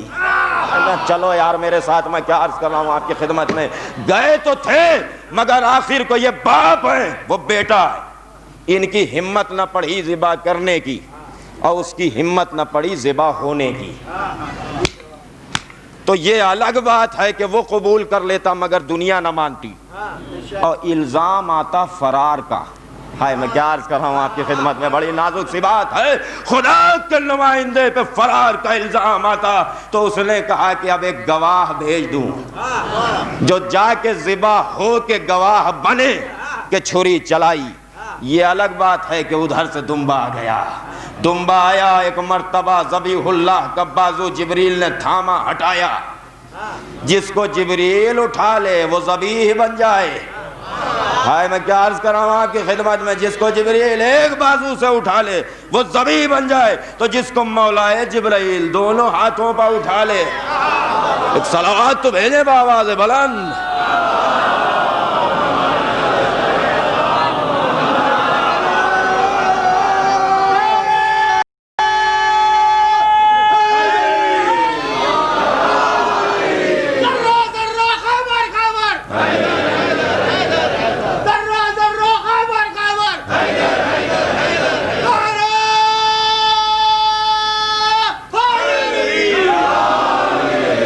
باب کرم یہ ہے منزل تو نہ پوچھنا، بلا وجہ کی بحث ہے کہ یہ قرآن میں کہاں وہ قرآن میں کہاں. تو جو ابراہیم نے نہیں بانٹا وہ بٹتا ہے، اور جو ذوالعشیرہ میں حق کا پیغام دے کے بٹا اس تبرک کے بارے میں کہتے ہو قرآن میں کہاں ہے. بھئی یہی تو ہے کہ حق کا پیغام دو اور سب کو کھلاؤ. اسی لیے ہم تبرک کے لیے یہ نہیں کہتے کہ خالی شیعہ کھائیں. میں کہاں لے جا رہا ہوں آپ کو، خدا کی قسم بڑی نازک سے منزل ہے. کہیں اللہ کی قسم آپ پوری دنیا میں چلے جائیں، جو بھی حسینی ہے وہ کہتا ہے عام دعوت ہے. جس مسلک و مذہب کا آدمی چاہے آئے تبرک لے جائے. تو یہ ہے جز العشیرہ میں بٹا. اور یاد رکھیے گا باب کرم اگلی منزل پر آپ متوجہ رہیں تو بلا وجہ کی بحثیں چھوڑ دو کہ یہ قرآن میں کہاں وہ قرآن میں کہاں. تم اپنی داڑھی تو قرآن میں دکھا نہیں سکتے، عزاداری قرآن میں کیا دکھاؤ گے؟ خدا کی قسم بڑے سے بڑا ملا مجھے دکھائے کہ قرآن میں داڑھی کہاں ہے. اور سب سے زیادہ زور اسی پہ ہے. حالانکہ اب قانون آیا ہے سعودی عرب میں بڑی نہیں لگ سکتے. میں کیا عرض کر رہا ہوں آپ کی خدمت میں، بڑی نازک سے بات ہے. اب آیا سعودی میں قانون کہ بھائی دیکھو بالکل معمولی ہو بڑی نہیں لگ سکتے. اس کا مطلب اللہ کا حکم چھوڑا، امریکہ کا حکم مانا. اور لوگ ہم سے کہتے ہیں صاحب آپ فلاں کے خلاف نہ پڑھیے، فلاں کے خلاف نہ پڑھیے، امریکہ کے خلاف پڑھیے، ٹونی بلیئر کے خلاف پڑھیے. کیوں پڑھیں؟ پڑھیں گے عمر کے خلاف. میں کیا عرض کر رہا ہوں آپ کی خدمت میں، پڑھیں گے بکر کے خلاف، پڑھیں گے عثمان کے خلاف، امریکہ کے خلاف کیوں پڑھیں ہم؟ ہمیں کوئی شکوہ نہیں، ہم اس ممبر سے اعلان کرتے ہیں اور آپ کی طرف سے نہیں کر رہے ہیں اس لیے کہ آپ کے ہم ذمہ دار نہیں، ہم اپنا اعلان کر رہے ہیں.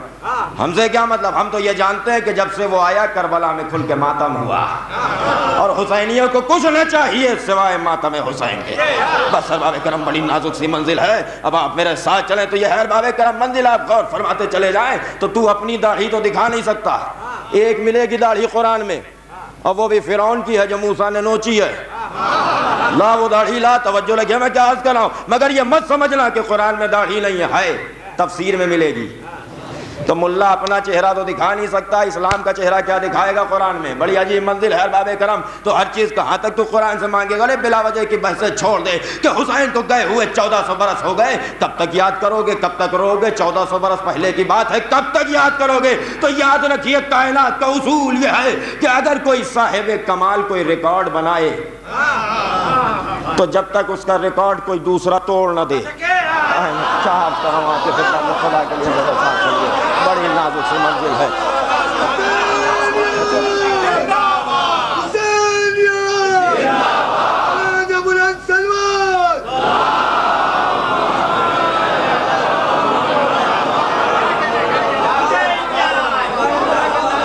سب کو صاحب ریکارڈ کو ریکارڈ بنائے. کسی نے کرکٹ کی دنیا میں 10,000 رن بنائے تو بھلے ریٹائر ہو جائے مگر نام اسی کا آئے گا.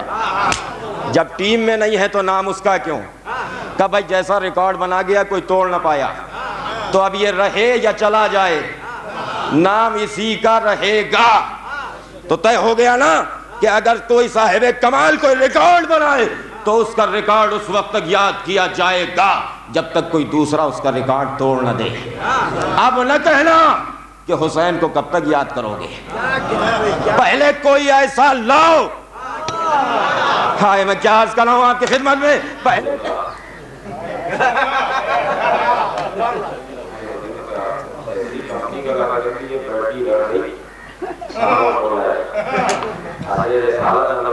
کیا چلے گا، توجہ رکھیے میں کیا عرض کر رہا ہوں آپ کی خدمت میں۔ تو یہ منزل ہے باب کرام، اب آپ ایک صلوات اور ارشاد فرما دیں۔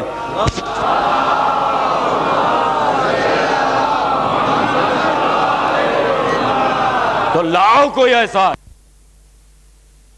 حسینوں کا بار برداشت کر سکے، اس لیے کہ زمین میں دم زیادہ ہے یا پشت رسالت میں زیادہ ہے؟ رسول ایک حسین کا بار تو برداشت نہ کر سکے، صلوات بھیجیں بآواز بلند۔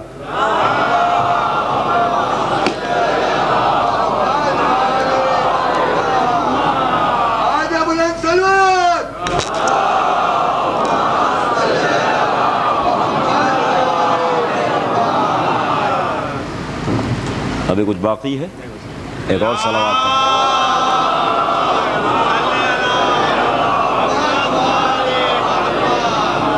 میرے خیال میں اب مصائب پڑھ دیے جائیں، ٹائم ہو گیا ہے زیادہ۔ یہ بلا وجہ کی بحث ہے کہ صاحب آپ روتے ہیں، ہماری سمجھ میں نہیں آتا، ہم نہیں روتے، تمہاری مجبوری ہے۔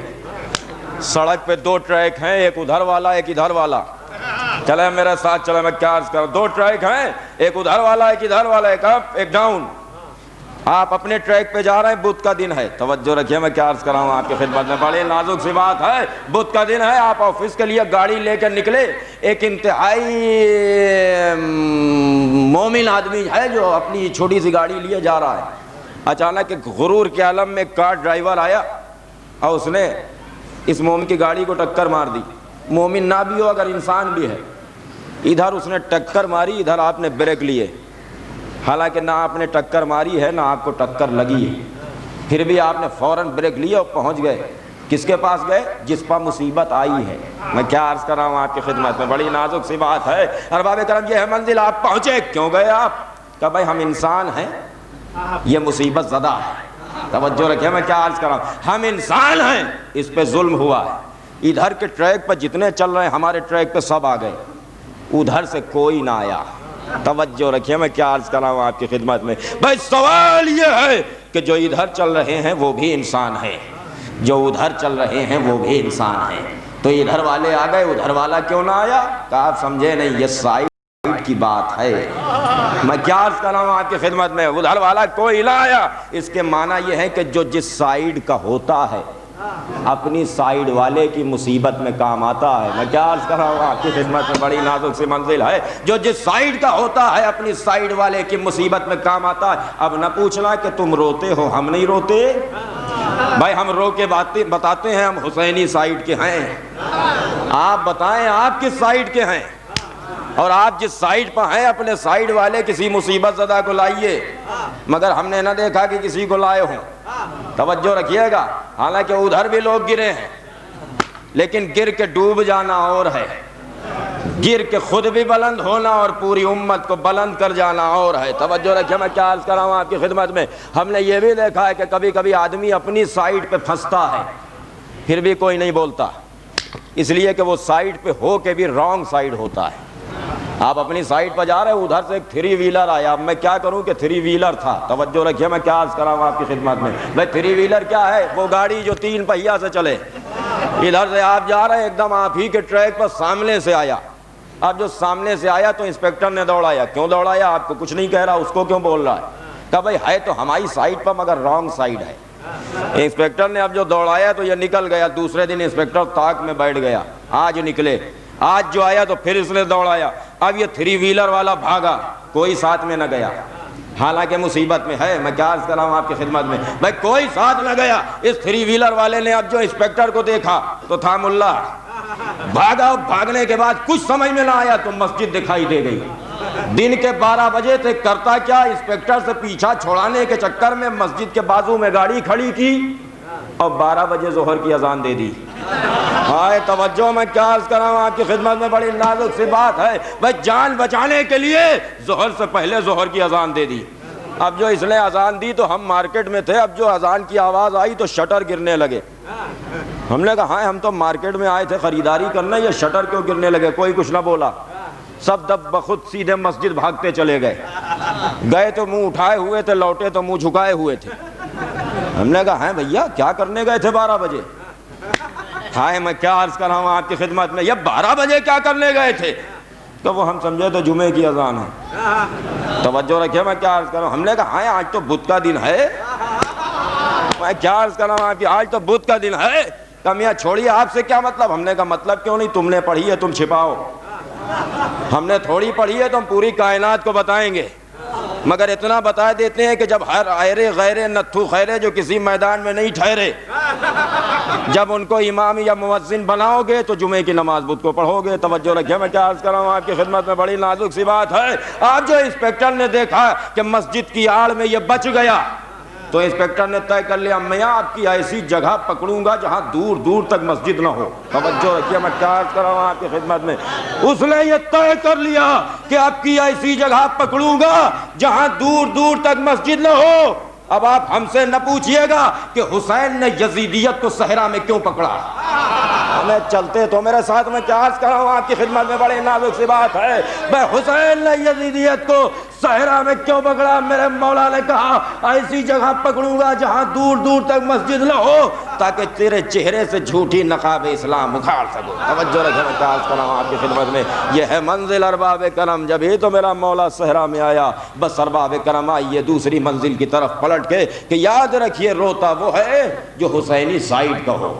اور تم کیا جانو کہ یہ دنیا رونے سے پریشان کیوں ہوتی؟ وجہ یہ ہے کہ جب کوئی روتا ہے تو پوری دنیا پوچھتی ہے.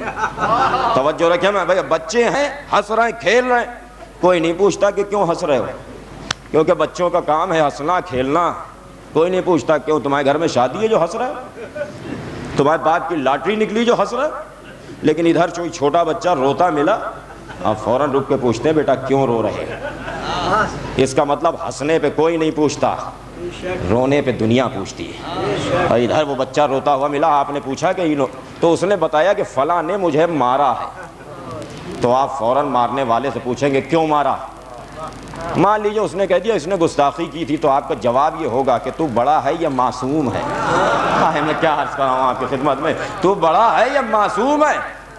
تیرے تو عقل ہے, تجھے ظلم نہیں کرنا چاہیے تھا. اور جملہ دوں, اگر مارنے والا سبب نہ بتا پائے بلکہ یہ کہے کہ یہ نماز پڑھ رہا تھا اتنا سا بچہ اس لیے مارا, یہ اتنا سا بچہ روزے کی نیت کیے ہوئے تھا اس لیے مارا, یہ حج کی نیت کر رہا تھا اس لیے مارا, تو آپ کا رد عمل ری ایکشن کیا ہوگا؟ آپ تعجب سے کہیں کیا تو کافر ہے. ہاں میں کیا عرض کر رہا ہوں آپ کی خدمت میں کہ کیا تو کافر ہے جو ارکان شریعہ کی بجا آوری پہ مار رہا ہے. توجہ رکھیے میں کیا عرض کر رہا ہوں. اسی لیے جب ہم روتے ہیں تو دنیا پوچھتی ہے کیوں, تو ہم نے کہا ہمارے مولا کو شہید کیا. کیوں شہید کیا؟ ہم نے کہا نماز پڑھ رہا تھا میرا امام اس لیے شہید کیا, میرا امام روزے سے تھا اس لیے شہید کیا. تو ایک طرف حسین کا مقصد سامنے آتا ہے, دوسری طرف یزید کا مذہب سامنے آتا ہے کہ کافر نہ ہوتا تو کبھی پیاسے کو شہید نہ کرتا. وقت ہوتا تو میں بتاتا جو الزام دیا جاتا ہے کہ انہوں نے بلایا, بلانے کے بعد قتل کیا اور یہی روتے ہیں. مگر کیا کروں کہ دامن وقت میں گنجائش نہیں ہے. بس میں نے تمام کیا ارباب کرم. یہ ہے منزل, آپ غور تو فرماتے چلے جائیں کہ کربلا والوں نے جو قربانیاں پیش کی تحفظ دین الہی کے لیے, نہ حسین سے پہلے کوئی پیش کر سکا اور نہ حسین کے بعد سے لے کے آج تک اور آج سے قیامت تک کوئی پیش کر پائے گا. سیدہ کے لال کا جگر تھا جس نے 70 لاشیں اور ایک علم اٹھایا مگر شکن تک نہ پڑی. خدا کی قسم آپ دیکھیں تو صحیح, آپ کا بچہ پیاسا ہو تو آپ برداشت نہیں کر سکتے. دعویٰ ہے میرا, ننھا بچہ اگر پیاسا ہو جو بے زبان ہو آپ برداشت نہیں کر سکتے. رات کا وقت ہو, آپ اپنے روم میں سوئے ہوئے ہوں, اچانک لائٹ چلی جائے اور آپ کے بچے کی آنکھ کھل جائے اور وہ رونے لگے, 6 ماہ کا بچہ, تو ماں اور باپ دونوں بے چین ہو جاتے ہیں, کلیجے سے لگائے ہوئے ہیں. کس طرح ہم اپنے بچے کو تسکین دیں؟ اے عزادارو, اگر رات کی گرمی ہو تو آپ بچے کی کیفیت دیکھ کے برداشت نہیں کر سکتے. ہائے میرا امام, اس نے اصغر کو جلتی ریت پر کیسے لٹایا. جبھی تو امام حسین کی مصیبت کو آپ کیا جانیں۔ عزادارو، یہ ہے میرا حسین، اور افسوس یہ ہے کہ یہ وہ حسین کہ جس نے سجدوں کو زندگی دی، جس نے نمازوں کو زندگی دی، جس نے پورے اسلام کو حیات دے دی۔ افسوس یہ ہے کہ آج اس حسین کے ذکر کے سامنے لوگ نماز کو لائیں اور لانے کے بعد کہیں یہ افضل اور وہ افضل۔ انشاءاللہ اگلی مجلس میں عرض کروں گا کہ افضل کون۔ بس اتنا سن لیجئے کہ میرا حسین اصول دین میں ہے اور نماز فروع دین میں ہے، اور علماء کا فیصلہ ہے کہ اصول دین افضل ہیں اور فروع دین مفضول ہیں۔ اور ویسے بھی یاد رکھیے، اس کی نماز نماز ہی نہیں ہے جو میرے مولا سے ٹکرا جائے، جو میرے مولا کی محبت دل میں نہ رکھے۔ حسین جیسی نماز کون پڑھے گا؟ ہمارا اور آپ کا پیاسا امام جب رخصت آخر کے لیے خیمے میں آیا ہے تو جہاں بہت سی وصیتیں کی ہیں، وہیں ایک وصیت یہ تھی۔ پہلی وصیت کیا؟ کہ جب قید سے چھوٹ کے وطن جانا تو ہمارے شیعوں کو ہمارا سلام کہنا اور ان سے کہنا کہ جب بھی ٹھنڈا پانی پئیں ہماری پیاس کو یاد کرنے۔ بہت پیاسا تھا میرا امام، بہت پیاسا تھا، بہت پیاسا تھا۔ اپنی پیاس کے بارے میں خود کہتا ہے میرا امام، میری پیاس کا معیار تم کیا جانو؟ جس طرح شدید دھوپ نکلی ہو، جون کا مہینہ ہو، اچانک شدید دھوپ، دوپہر کا وقت، دفتن بادل آئیں، آنے کے بعد بارش ہو اور تھوڑی دیر میں پانی رک جائے، چھوٹے چھوٹے گڑھوں میں پانی بھر جائے، پھر دھوپ نکلے، وہ پانی سوکھ جائے، سوکھنے کے بعد مٹی کی پپڑیاں بن جائیں۔ ہائے، قیامت کا جملہ ہے میرے امام کا، اور وہ پپڑیاں ٹوٹ جائیں۔ میرا امام کہتا ہائے، پیاس کے عالم میں اسی طرح میرا جگر ٹکڑے ٹکڑے ہو رہا تھا۔ عزادارو، اتنا پیاسا تھا میرا امام، اور اس نے کچھ نہیں کہا، پر جب ٹھنڈا پانی پینا تو ہماری پیاس کو یاد کر لینا۔ ہاں، یہ جو سبیلیں لگائی جاتی ہیں یہ اسی پیاس کی یاد ہے کہ ہمارا اور آپ کا مولا بہت پیاسا تھا۔ عزادارو، دوسری وصیت کیا ہے؟ جب کبھی پردیسیوں کو دیکھنا تو ہماری مسافرت کو یاد کر لینا۔ اور اس کے بعد کہا کہ ہمارے شیعوں سے کہنا کہ جب بھی کوئی اپنا بیٹا پال کے جوان کرے اور اس کے عقد کا وقت آئے، شادی کا وقت آئے، اور اپنے جوان کی پیشانی پر صحرا باندھ چکو، سر پر صحرا باندھ چکو، تو اس کو ایک خالی حجرے میں لے جانا اور اس کو کربلا کا رخ کر کے بٹھا دینا۔ بٹھانے کے بعد ہمارے روضے کا رخ کر کے کہنا مولا حسین، ہمیں اکبر کا بہت افسوس ہے، اے مولا میں نے اپنے لال کا صحرا دیکھ لیا مگر آپ اپنے لال کا صحرا نہ دیکھ پائے۔ عزادارو، یہ وصیتیں میرا امام کر چکا، اور اس کے بعد میرے امام نے بہن زینب سے ایک جملہ کہا۔ وہ جملہ یہ ہے کہ بہن، اب تک یہ دستور کہ کبھی نماز شب کے لیے تم مجھے بیدار کرتی، کبھی نماز شب کے لیے میں تمہیں آواز دیتا تھا۔ اے بہن، حسین کو یقین ہے کہ خیموں کے جل جانے کے باوجود، ردائیں چھن جانے کے باوجود تم نماز شب نہ چھوڑو گی۔ بس بہن، التجا اتنی ہے کہ آج جب نماز شب پڑھنا تو آج تمہارا بھیا نہیں ہوگا۔ اے بہن، جب نماز شب پڑھنا تو مقتل میں سوئے ہوئے اپنے بھیا کو بھول نہ جانا۔ عزادارو، ہمارا یہ یقین کامل ہے کہ شام غریبہ گزر گئی، شب 11ویں محرم میں بھی جناب زینب نے نماز شب پڑھی۔ اب سنیں آپ جملہ، اور یہ جملہ تاریخ میں نہیں ملے گا، یہ میرا اپنا خیال ہے جو میں بچپن سے پڑھ رہا ہوں، کہ جب امام کا سر نو کے نیزہ پر بلند ہو گیا، خیموں میں آگ لگ گئی، سکینہ کا دامن جل چکا، بچی کے کانوں سے گوشوارے چھن چکے، شام غریبہ کے بعد ایک مرتبہ زینب بیویوں کے پاس آئیں، آنے کے بعد کہا بیویوں ہمارا گھر اجڑ گیا اللہ کی راہ میں، آؤ پہلے نماز مغربین پڑھ لیں۔ سنیں گے عزادارو؟ آؤ پہلے نماز مغربین پڑھ لیں۔ ایک مرتبہ بیویوں نے جلتی ہوئی ریت پر تیمم کیا، پانی موجود نہیں تھا، میں اسے نہیں مانتا کہ حر کی زوجہ پانی لائی، جس کو ماننا ہو مانے اور جس کا جی چاہے پڑھے۔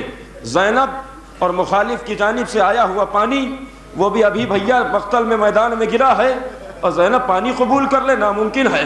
عزادارو، جلتی ہوئی ریت پر بیویوں نے تیمم کیا اور تیمم کرنے کے بعد نماز شروع کی۔ ام لیلہ نماز مغربین پڑھ رہی ہیں، جناب رباب نماز مغربین پڑھ رہی ہیں، جناب فضہ نماز مغربین پڑھ رہی ہیں، جناب ام کلثوم نماز مغربین پڑھ رہی ہیں، ننھی سی سکینہ نماز مغربین پڑھ رہی ہے۔ سکینہ کی عظمت آپ کیا جانیں۔ میرا امام کہتا ہے تم یہ سمجھتے ہو یہ 4 سال کی میری بچی ہے تو ناسمجھ بچی ہوگی؟ نہ، یہ ناسمجھ بچی نہیں ہے، میری یہ وہ عظیم المرتبت بچی ہے کہ نماز شب کے لیے پانی رکھتی تھی اور رکھنے کے بعد میرا بازو ہلاتی تھی اور ہلا کے کہتی تھی بابا اٹھو، بابا اٹھو، نماز شب کا وقت آ گیا، میں تمہارے لیے پانی لائی ہوں، میں تمہارے لیے پانی لائی ہوں۔ ہاں، سکینہ کا دستور تھا کہ اکثر بابا کے لیے وضو کا پانی رکھتی تھی، وضو کا پانی رکھتی تھی۔ شمر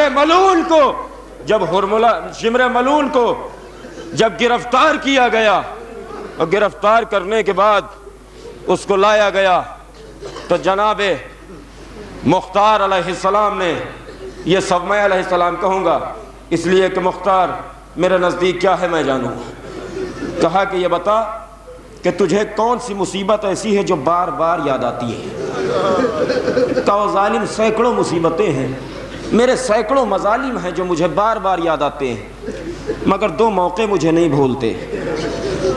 ایک وہ موقع جب پس خنجر سے 2 ہاتھ نکلتے تھے، اور ظالم میرے بچے نے تیرا کیا بگاڑا ہے۔ اور دوسرا موقع سنیں گے آپ، شمر کہتا اور ایک موقع تو قطعی نہیں بھولتا۔ کہ وہ موقع کون سا ہے؟ کہ جب حسین کا سر کٹ گیا اور میں خیموں کی طرف چلا تو میں ایک خیمے میں داخل ہوا، میں نے عجیب منظر دیکھا۔ ایک 4 سال کی بچی ہے جو زمین پر بیٹھی ہوئی ہے، اس نے خاک اکٹھا کی ہے، اکٹھا کر رہی ہے۔ میں نے پوچھا یہ مٹی کیوں اکٹھا کر رہی ہو؟ کہا ظالم تجھے معلوم نہیں خیمے میں پانی نہیں ہے، ابھی میرا بابا میدان سے لوٹے گا، میں اسے سلامت دیکھوں گی تو اسی مٹی پر تیمم کروں گی اور اس کے بعد سر سجدے میں رکھوں گی، اللہ کا شکر ادا کروں گی کہ میرا بابا میدان سے زندہ آ گیا۔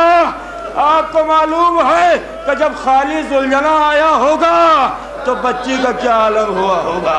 عزادارو، اب سنیں آپ۔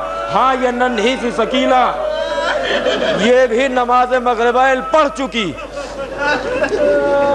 نماز تمام ہو گئی۔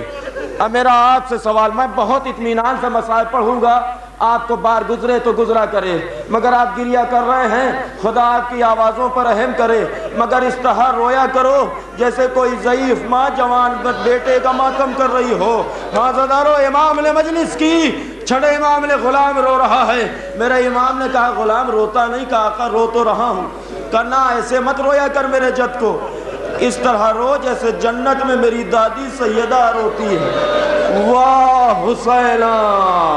ہاں عزادارو، اب سنیں آپ، نماز تمام ہوئی، شام غریبہ کے بعد جب مغربین بیویاں پڑھ چکی تو ایک مرتبہ سکینہ نے سر سجدے میں رکھ دیا۔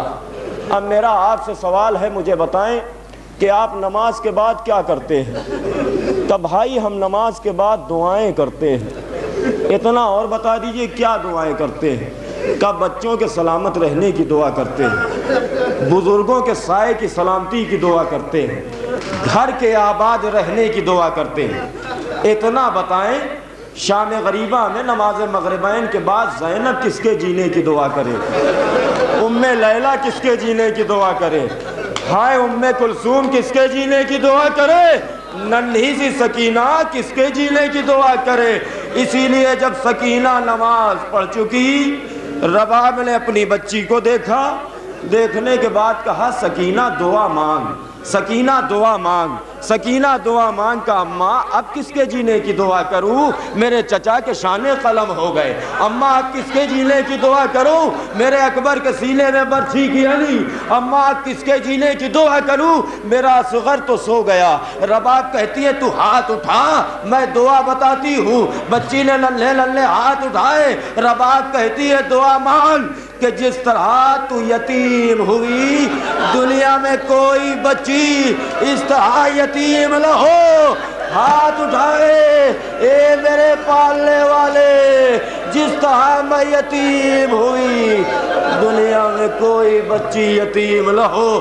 عزادارو دوسری دعا، رباب کہتی ہے سکینہ دوسری دعا مانگ کہ جس طرح تیری ماں کی گود اجڑی، جس طرح تیری ماں کی گود اجڑی دنیا میں کسی بیوی کی گود نہ اجڑے۔ ہاتھ اٹھائے میرے پالنے والے، تجھے میری ماں کی اجڑی ہوئی گود کا واسطہ، دنیا میں کسی بیوی کی اس طرح گود نہ اجڑے۔ عزادارو نماز تمام ہو گئی۔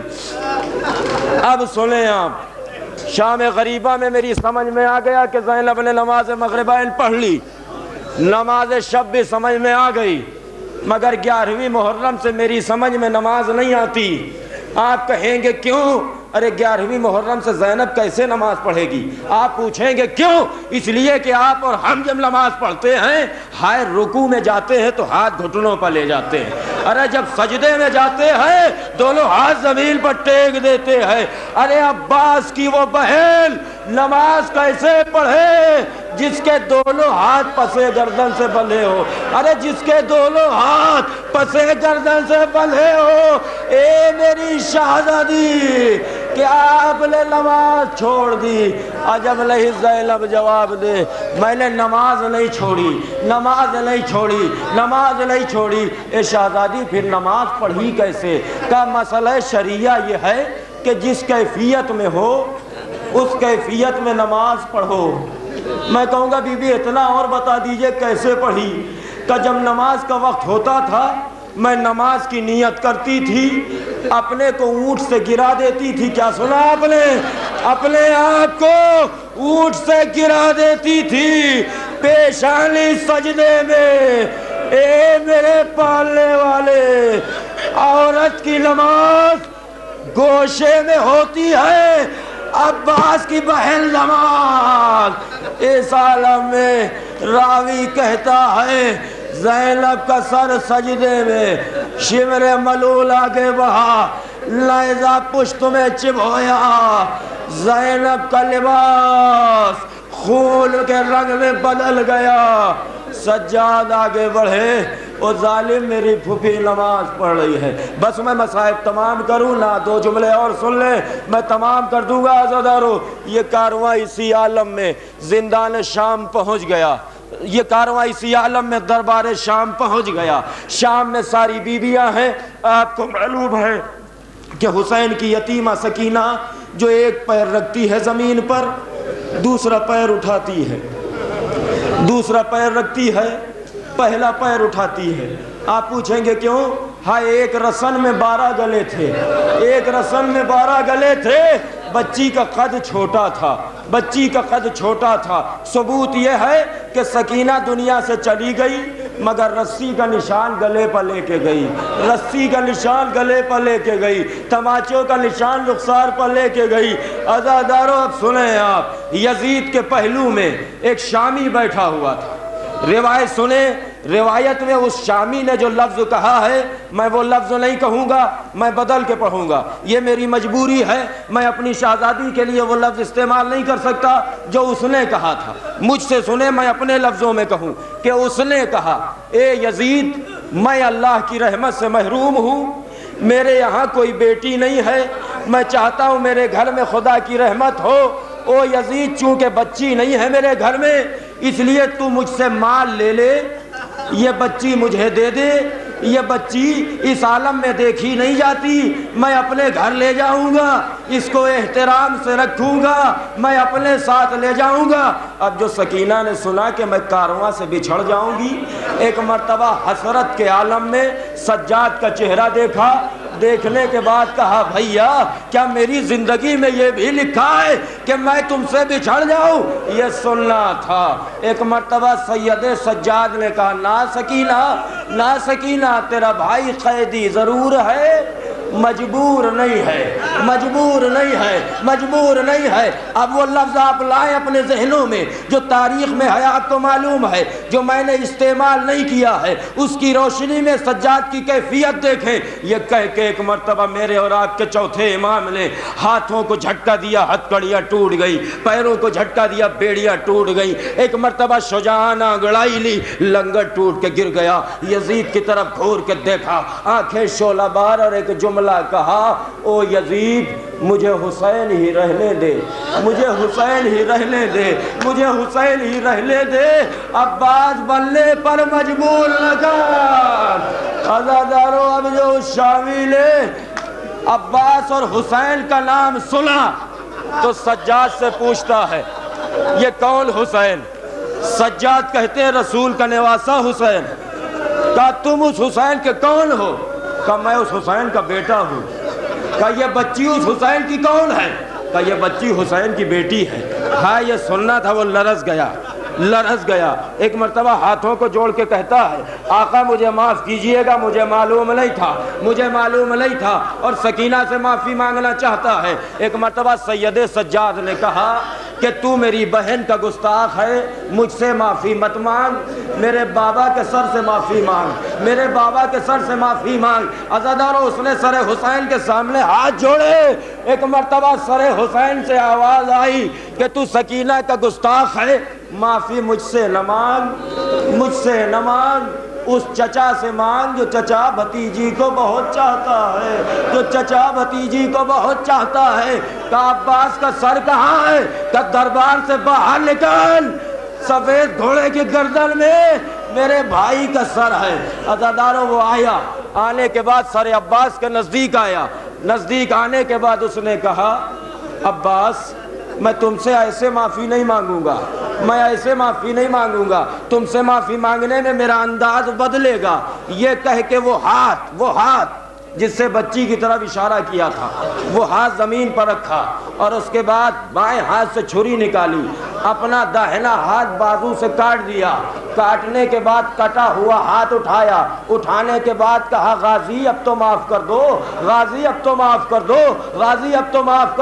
ایک مرتبہ وہ ہاتھ لے کے دربار میں آیا، آنے کے بعد سکینہ کی خدمت میں ہاتھ جوڑتا ہے، شہزادی اب معاف کر دو۔ کہ میں نے معاف کیا مگر میرا ایک سوال ہے، اتنا بتا تیرا ہاتھ کٹا؟ کیا سنا آپ نے؟ اتنا بتا تیرا ہاتھ کٹا؟ کہا میرا ہاتھ کٹ گیا۔ کہ یہ بتا جب تیرا ہاتھ کٹا تجھے کیسا لگا؟ کیا سنا آپ نے؟ ارشاد کروں آپ کی خدمت میں، اتنا بتا کہ جب تیرا ہاتھ کٹا تو تجھ پہ کیسی گزری؟ وہ کہتا ہے قیامت گزر گئی، ننھی بچی نعرہ بلند کرتی ہے ہائے میرا چچا،